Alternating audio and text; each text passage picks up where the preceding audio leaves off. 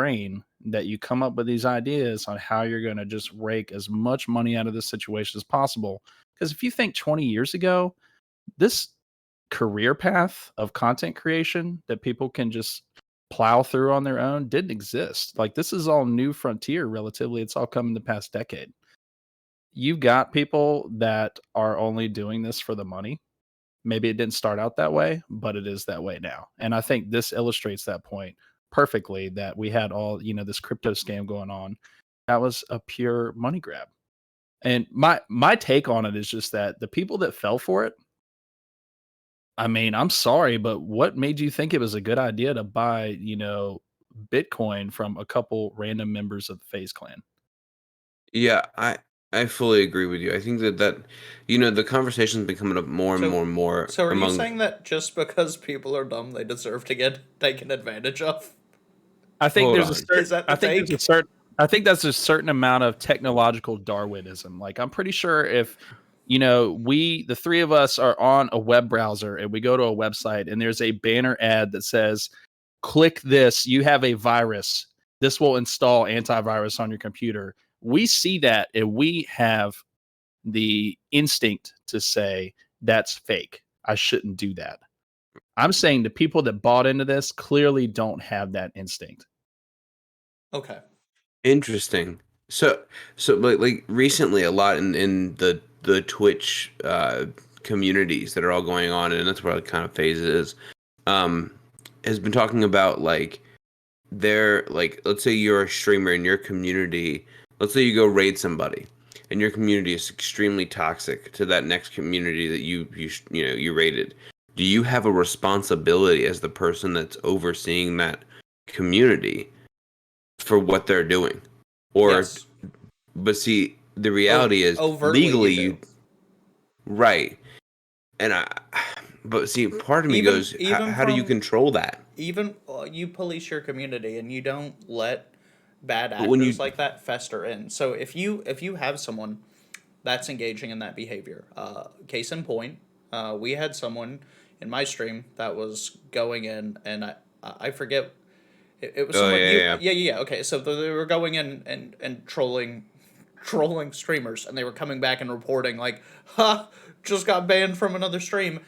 So that person coming into my chat got 3 warnings, and I said, "Look, if you come back in here again, and you say that you're doing that again, I have to take action against you because you are violating TOS, and I'm not going to catch a Twitch ban over it. That's So at what my point do job you have to be a hosting." narc? Like I feel like it's just you being a narc and not It's having not fun. about That being a kid was having narc. fun, man. He was having a It's good day. It's not about being a narc. It's about maintaining Sounds like control over something a your narc would online say. community. What's that, Wrath? I said it sounds like something a narc would say. Did you have to ban that poor kid? Because I know exactly who you're talking about. No, no, I didn't. Because I just talked to him Okay. and I explained. I said, look, like what you're doing is in violation of Twitch TOS, and what will end up happening is that I could catch a Twitch ban for you doing this. I'd like for that not to happen, so please stop what you're doing before I have to time out or ban you. And they were like, oh, okay, that makes sense, and they stopped, right? But like nipping that behavior in the bud fixed it, right? And so that set an example on stream that like we don't do that here. We don't tolerate that. And if you have members of your community that do that, you have to police from within and you have to take care of that. I'm sorry. I know we can't really talk about it on stream, but I'm just laughing on the inside right now. I know you know exactly who it is. I do. Yeah. So I'm the first streamer he ever watched. So I just basically I played Warzone with him So that's pretty where he started. regularly, and then he started watching Twitch with me, and then he evolved into a much more sophisticated Twitch viewer after he mostly stopped watching me and started watching you and other people. Well, I'm just gonna say that based on Sombre's original statement, he is now your responsibility because you are his original content creator. And so when he goes into other people's chats, regardless of who they Prezi, are, he's part of your community. Prezi, I didn't birth him from a womb. Yeah. That's No, what it so sounded like. there's a difference between someone like that originating in his stream and choosing to watch other people versus me raiding another streamer. Yeah, and having a full community literally be toxic to another community. Yeah, I Yes. fully get So that. Yeah, so those it's are just two super different things. interesting. But even separate from that, like if I was streaming, say I'm playing Trials of Osiris, and someone went into someone else's stream, came back and was like, I told them to f off, or or something like that. That person's catching an instant timeout. Don't do that. It's rude, right? And then we go from there. And if it happened again, then they get banned. Yeah. But like you have to at your level, even as a small time content creator, you have to set those boundaries with folks. It's real interesting on Twitch because there's so many different like I don't want to say posses, that's not what I mean, but there's so many like classes of viewers that you get, right? Like you'll get streams where spoilers and backseating is totally fine. You'll get streams where it's not. You'll get streams where